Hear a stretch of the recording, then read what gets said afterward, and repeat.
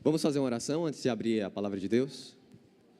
Senhor nosso Deus, queremos te pedir que a Tua palavra possa ser pregada, que a Tua palavra possa ser esclarecida e que possamos aprender dela e vivê-la no nosso dia a dia. Em nome de Jesus, amém. Por gentileza, abra suas Bíblias no livro de Eclesiastes. Eclesiastes, capítulo 5. Eclesiastes, capítulo 5, vamos ler o verso 1 e o verso 2. Eclesiastes, capítulo 5, vamos ler o verso 1 e o verso 2. Diz assim: guarde o pé quando você entrar na casa de Deus. Chegar-se para ouvir é melhor do que oferecer um sacrifício de tolos, que fazem o mal sem se dar conta. Que a sua boca não se precipite, nem se apresse o seu coração em pronunciar uma palavra diante de Deus, porque Deus está nos céus e você aqui na terra, portanto sejam poucas as suas palavras. Paremos por aqui a leitura. Eclesiastes é um dos livros da Bíblia que muitos possuem receio em ler. Alguns o consideram muito depressivo, outros o acham pessimista demais. Ainda aqueles que dizem que Eclesiastes é um livro muito confuso devido aos seus inúmeros paradoxos, mas tudo isso está longe da realidade. Eclesiastes é um dos livros da Escritura que demonstram com mais ênfase a verdadeira essência da natureza humana, que é pecadora, a nossa dependência constante da graça de Deus e a esperança futura de que o grande conflito entre o bem e o mal um dia será solucionado. Narrado por Salomão, na figura do pregador, Eclesiastes nos mostra a dinâmica da vida após a entrada do pecado, a dinâmica da vida após a queda, e é isso que ele chama de vida debaixo do sol. Debaixo do sol, as relações humanas são afetadas de tal forma pelo pecado, que todas as coisas boas da vida podem vir a se corromper. O bem possui o potencial de tornar-se um mal. Por exemplo, o trabalho que Deus nos dá para o nosso sustento e para a bênção de outros, devido à nossa ganância, pode vir a se transformar em um meio de exploração do nosso próximo. A inteligência, a capacidade de raciocínio, a sabedoria que Ele nos dá para discernirmos entre o certo e o errado, o justo e o injusto, o belo e o feio, pode ser deturpado e transformar-se em sentimento de orgulho e de superioridade em relação aos demais. A integridade, a fidelidade, a honestidade, a retidão de caráter, qualidades que são essenciais a qualquer indivíduo, mas se incorretamente compreendidas no seu papel no relacionamento com Deus, podem se transformar em sentimentos de autojustificação e independência do Senhor. Bens que se transformaram em males. E nesse contexto de queda, nem mesmo a religião escapa. Até mesmo ela pode vir a ser deturpada. O ato de se comunicar com Deus e de se relacionar com Ele pode vir a se expressar como mera hipocrisia. Posso estar falando palavras em direção a Deus, mas não com Deus. Posso estar o louvando e, ao mesmo tempo, distante dele. O teólogo adventista Jacques Ducan, em seu livro Tudo é Vaidade, disse que Eclesiastes é a tentativa de Deus de retirar a máscara do mal que se traveste de bem, de revelar o lobo que está em pele de cordeiro. E é justamente isso que Salomão busca fazer nesses versos do capítulo 5. Ele busca evitar que transformemos a adoração a Deus em um mal. E por meio das palavras inspiradas da Escritura, entenderemos hoje o que constitui a verdadeira adoração e a falsa adoração. O texto bíblico inicia a sua mensagem dizendo: guarde o pé quando você entrar na casa de Deus. A primeira frase dessa mensagem é: guarde o pé. Esse modo de falar é uma expressão idiomática hebraica que quer dizer: preste atenção no que você faz, ou preste atenção no que você está fazendo. Deus abençoe. E note que esse verbo, guarde, está no modo imperativo. Isso quer dizer que não é uma simples sugestão do autor, nem uma mera observação, mas uma ordem. Não é uma opinião que você possa colocar em segundo plano, ou uma conjectura filosófica que você possa ignorar. Pelo contrário, é algo que eu e você precisamos praticar, algo que eu e você precisamos pôr em prática. Precisamos guardar o pé. Precisamos prestar atenção no que fazemos. E para reforçar o comando, o pregador deixa claro a quem lhe dirige a mensagem. Preste atenção. Guarde o pé quando você entrar na casa de Deus. É a você, leitor e ouvinte, a quem ele dirige essa mensagem. Salomão chama nossa atenção para algo que não temos como escapar, apesar de tendermos a esquecer, que é a nossa responsabilidade diante de Deus. Após a queda, nesse contexto debaixo do sol, temos a tendência infeliz de transferir a culpa e a responsabilidade de nossas ações para as outras pessoas. Não, Senhor, a mulher que tu me deste, não foi essa a fala de Adão? Não, a serpente que me enganou, não foi essa a fala de Eva? Não, Senhor, por acaso sou guardador do meu irmão? Não foi isso que Caim disse? É uma tola ilusão tentar fugir do ato de escolher e das consequências dessas escolhas. Por isso, meu irmão e minha irmã, lembre-se, o seu pai e a sua mãe não podem guardar o pé por você, tampouco o seu marido ou sua esposa, nem mesmo o seu filho ou sua filha. Você é o responsável por guardar o pé. Você é o responsável por prestar atenção, e essa responsabilidade é minha e sua também. É uma responsabilidade de cada um que está aqui nesta manhã. E por qual razão o texto bíblico nos convoca a assumir essa responsabilidade? O próprio texto responde: guarde o pé quando você entrar na casa de Deus. A razão pela qual você deve prestar atenção no que faz é porque você está entrando na casa de Deus. Casa de Deus, aqui nesse verso, é uma clara referência ao templo de Jerusalém, construído pelo próprio Salomão. A arquitetura do templo, os enfeites de pedras preciosas, os utensílios banhados a ouro, tudo tinha um propósito. Tudo fora projetado com o propósito de evidenciar a presença de Deus naquele local. Ali o Senhor se manifestava de tal forma que no dia da inauguração, os sacerdotes não conseguiram realizar suas funções, tiveram que se retirar, porque uma nuvem cheia da glória divina preencheu aquele local. Isaías, o profeta, expressou muito bem essa percepção da presença divina no templo, quando em visão disse: eu vi o Senhor assentado sobre um alto e sublime trono. Note agora: e as abas de suas vestes enchiam o templo. As abas das vestes do Senhor enchiam o templo. Essa linguagem metafórica da visão profética reforça a ideia que Salomão quer nos ensinar. O templo é a casa de Deus. Isso não quer dizer que Deus esteja restringido por ela ou que necessite dela, afinal, como o próprio Salomão nos ensina, nem o céu dos céus o podem conter. Mas quando dizemos que o templo é a casa de Deus, ou a morada de Deus, queremos dizer que ali ele põe o seu nome, ali ele escolhe ser adorado. Por isso, meu irmão e minha irmã, lembre-se, Deus está presente nesse templo, e é por isso que você deve guardar o pé. Deus está presente nesse templo, por isso, preste atenção no que você faz. Será que quando eu e você adentramos as portas desse templo, temos dado a devida reverência para aquele cujos olhos estão abertos dia e noite sobre este lugar?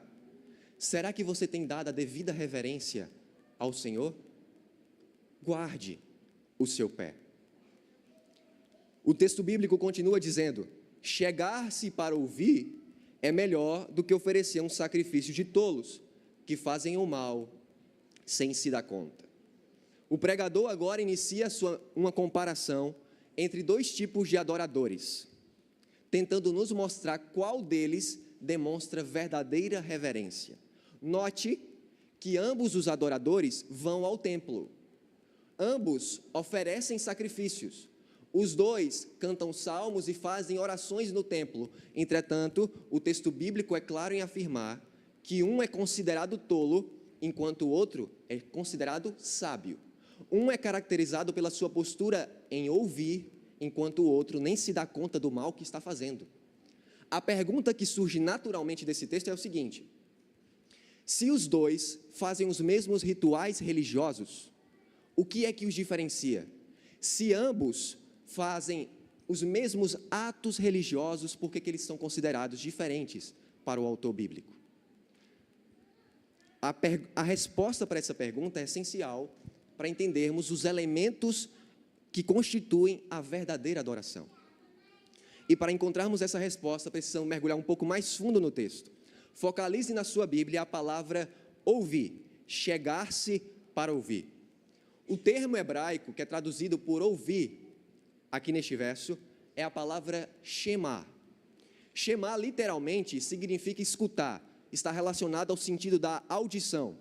Mas, quando os autores bíblicos começaram a usar essa palavra em diferentes contextos, como Deuteronômio 6,4, Êxodo 19,5, ela passou a ter uma nova conotação, um novo significado, bem rico, que é o seguinte, preste atenção, Shema não é apenas escutar, no seu sentido literal, mas também uma postura atenta do adorador ao que Deus diz, compreensão do que Ele ensina, obediência ao que Ele ordena e fidelidade à aliança que Ele faz conosco.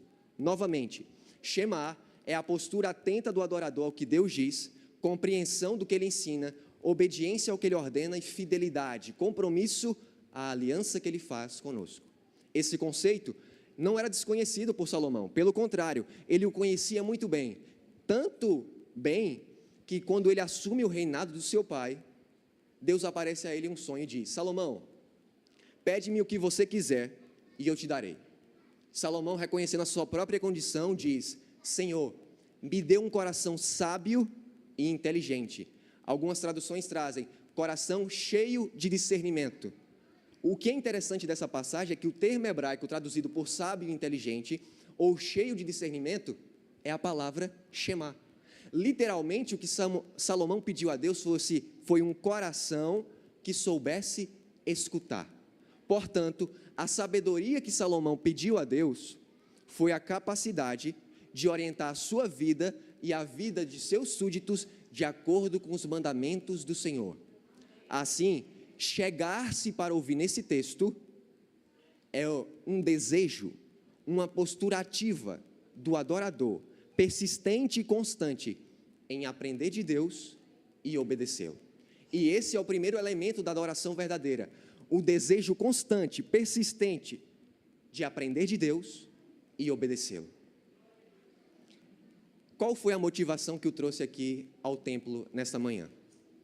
Você veio ao templo apenas para se entreter? Apenas para espairecer? Ou para aprender de Deus e obedecê-lo no seu dia a dia, na sua prática? Precisamos tornar o chegar-se para ouvir a primeira motivação de virmos ao templo adorar o Senhor.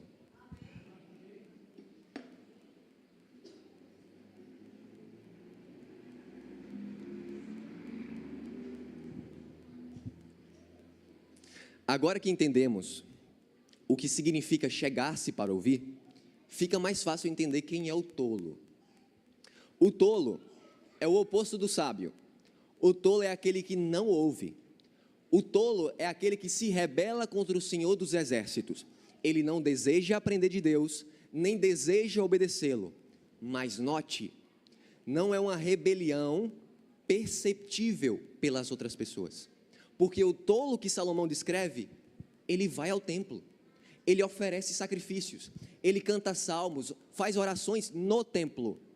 Traduzindo na linguagem contemporânea, o tolo também vai para a igreja, o tolo também canta, o tolo também prega, o tolo assume cargo na igreja, o tolo, ele vai para os eventos da igreja. Entretanto, o tolo é aquele que honra com os lábios, mas o seu coração está distante do Senhor. Observe como o texto é claro em explicitar a adoração supérflua do tolo. Diz que ele oferece sacrifícios. Qual é o propósito de um sacrifício? É o reconhecimento de que sou pecador, que necessito me arrepender, que tenho guiado a minha vida à parte dos mandamentos de Deus e que desejo uma nova vida. Eu busco o seu perdão, mas como já vimos, o tolo, ele não ouve. Ele não quer Deus, ele não quer aprender de Deus, portanto, ele não se arrepende, ele não ouve, ele não busca o perdão, não confessa os seus pecados. A conclusão que chegamos é que o sacrifício que o tolo oferece, o ato religioso que o tolo faz, não serve de nada diante de Deus. é sacrifício de tolos. Note que a adoração do tolo, ela é externa e puramente formal. E por endurecer o seu coração, ele nem se dá conta do mal que comete contra si mesmo. Um mal destruidor, separação eterna de Deus. Agora, quando eu penso, e com o tolo a gente aprende o segundo elemento da adoração, que é o arrependimento. O primeiro é aprender de Deus e obedecê-lo no seu dia a dia. O segundo elemento da adoração verdadeira, essencial, ele não pode faltar, é o arrependimento diário e a confissão dos seus pecados. Sem essas duas coisas, todo o restante é vaidade, como o próprio Salomão vai dizer. Quando eu penso sobre esses dois elementos da adoração, me vem à mente um personagem bíblico que é característico por não fazer esses elementos, que é o rei Saul. O rei Saul recebe uma ordem direta de Deus, explícita: vá até uma determinada região, extermine os amalequitas e todos os animais. Saul deixa o rei vivo e os animais vivos. E o que é que ele diz? Sob a suposta desculpa de oferecer um ato religioso, sacrifícios e holocaustos, ele desobedece a Deus. Então Samuel, o profeta, vem até ele e o relembra dos elementos da adoração. Olha o que Samuel diz para Saul: Saul, será que sacrifícios e holocaustos são mais agradáveis a Deus do que o obedecer a sua palavra? Não, Saul, eis que o obedecer é melhor do que o sacrificar, e o ouvir melhor do que a gordura dos carneiros. Meu irmão, lembre-se disso. Se nós, você e eu, se nós não tivermos arrependimento diário, confissão de pecados e um desejo para aprender de Deus e obedecê-lo no nosso dia a dia, não vai adiantar quantos dias de oração participarmos, não vai adiantar quantos campuris formos, não vai adiantar quantos acampamentos de verão, não vai adiantar quantas pregações e sermões ouvirmos. Todas essas coisas são boas, mas sem os elementos essenciais da adoração, elas se tornam nada, vazio de significado. A adoração torna-se um sal sem sabor, que a única função é ser lançado fora e ser pisado pelos homens. Entretanto, lembre-se do que o salmista disse: sacrifício agradável a Deus é um coração arrependido, um espírito quebrantado e contrito, Deus nunca vai desprezar. No verso 1, Salomão nos deu o conceito de adoração e os elementos que o constituem. No verso 2, ele vai partir para a prática. Ele vai exemplificar por meio de um ato religioso específico. Note o que o verso 2 diz: que a sua boca não se precipite, nem se apresse o seu coração em pronunciar uma palavra diante de Deus. O ato religioso em questão, que Salomão vai abordar agora, tem a ver com aquilo que falamos e com aquilo que pensamos diante de Deus. Por isso ele fala do termo boca, aquilo que falamos, e coração, aquilo que pensamos. Porque na mentalidade hebraica concreta, coração é sinônimo do que nós chamamos na nossa civilização ocidental de mente. Por isso eu falo que o coração tem a ver com os pensamentos. Que a sua boca não se precipite, nem se apresse o seu coração em pronunciar uma palavra diante de Deus.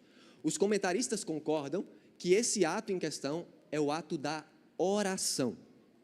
Salomão vai enfatizar a importância de estarmos conscientes do modo que oramos e de para quem estamos orando.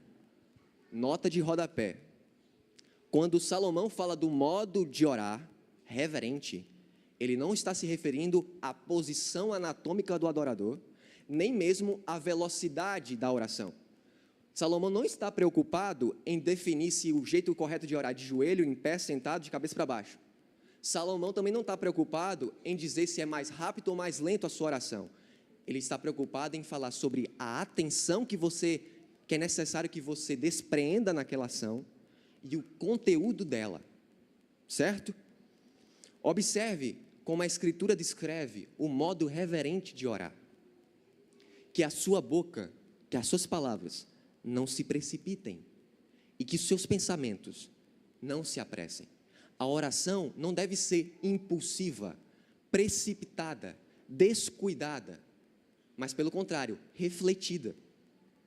Mas muitas das vezes a gente ora justamente o oposto. Quantas vezes nós dobramos o joelho, fazemos a oração, nos levantamos, 5 minutos depois a gente nem se lembra mais o que orou. E aí a gente tem que orar de novo. Será que naquele momento estávamos realmente prestando atenção no que estávamos fazendo? Será que realmente estávamos guardando o pé? Às vezes, o modo irreverente de orar se manifesta por meio do conteúdo incoerente. Eu peço a Deus na minha oração algo que Ele explicitamente proíbe nas Escrituras. Deus diz, não faça B. Você diz, Senhor, me ajuda a fazer B. Incoerência. Sacrifício de tolos. Às vezes o que pedimos são coisas boas, mas a gente pede com a motivação errada. Ambição, egoísmo, inveja, vontade de gerar intrigas, demonstrar superioridade espiritual. Isso também constitui-se sacrifício de tolos. Mas não é apenas no modo de orar que erramos, mas também no destinatário a quem dirigimos a nossa oração. Observe o que o texto diz: a minha boca não deve se precipitar e o meu coração não deve se apressar em pronunciar diante de Deus. A minha oração deve ser destinada a Deus, mas muitas das vezes a gente esquece que estamos orando para Ele. E é aí que vem o problema, porque a gente começa a orar para nós mesmos. Quantas orações não são feitas com o intuito de que depois do amém, alguém bata nos nossos ombros e diga, que oração poderosa, meu irmão, que oração forte, essa tem poder, e aí a gente enche de soberba e de orgulho. Esse tipo de oração, para ser vistas pelos outros, também é sacrifício de tolos, porque você não está orando para Deus, você está orando para si mesmo, e isso se chama idolatria. E pior, sabe como Jesus, aquele que é maior que Salomão, chama esse tipo de adorador? Hipócrita. Mateus capítulo 6, e quando orarem, não sejam como os hipócritas, que oram em pé nas praças, ou no canto, em pé nas sinagogas, ou nos cantos das praças, para serem vistos pelos outros. Em verdade lhes digo que eles já receberam a sua recompensa. O modo irreverente de orar é um sintoma do esquecimento de para quem estamos orando. Mas felizmente, a Bíblia não apenas nos aponta o problema, ela nos aponta a solução. Observe o restante do verso 2. Porque Deus está nos céus e você aqui na terra, portanto sejam poucas as suas palavras. Salomão chama a nossa atenção de que a solução para a nossa irreverência na adoração está baseada em entendermos quem Deus é e quem nós somos. Por isso que ele faz esse contraste. O verdadeiro fundamento da adoração está na distância que há entre Deus e nós, entre os céus e a terra. Deus não é apenas distinto de você em intensidade, mas também em qualidade. O que isso quer dizer? Deus não é apenas mais bondoso que você, Ele é a própria bondade. Deus não é apenas mais verdadeiro que você, Ele é a própria verdade. Deus não é apenas mais inteligente, Ele é a própria inteligência, Ele é a própria sabedoria. Deus, Ele está numa natureza totalmente distinta de nós. Deus é aquele que é onisciente, onipotente, onipresente, Rei dos reis, Senhor dos senhores, Pai da eternidade, incondicionalmente imortal. Ele é aquele a quem pertence toda a glória, todo o poder, e dele é o reino. E quem nós somos? Isaías disse no seu capítulo 1, se não me engano, que nós somos como enfermos, cheios de feridas purulentas e fedorentas que não foram tratadas com óleo, desde a ponta da cabeça até o estrado dos pés. Pecadores, miseráveis, sopro, relva que murcha assim que o sol se levanta com seu calor, nós somos pecadores e Ele é santo. Permita-lhe perguntar: quem é Deus para você? A resposta para essa pergunta vai determinar o modo como você ora, o modo como você adora, se será reverente ou irreverente. Espero que a sua resposta seja a mesma que Jesus nos deu. Jesus, quem é Deus? Ele responde: Pai nosso, que estás nos céus.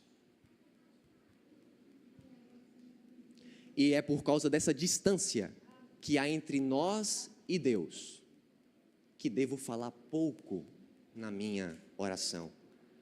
Portanto, sejam poucas as suas palavras.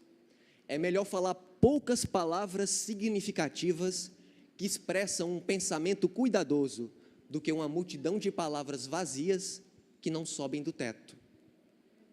Às vezes a gente pensa que orar por um tempo longo, não quer dizer que você não possa orar por um tempo longo, mas ficar repetindo-se por muito tempo vai fazer com que Deus ouça você melhor.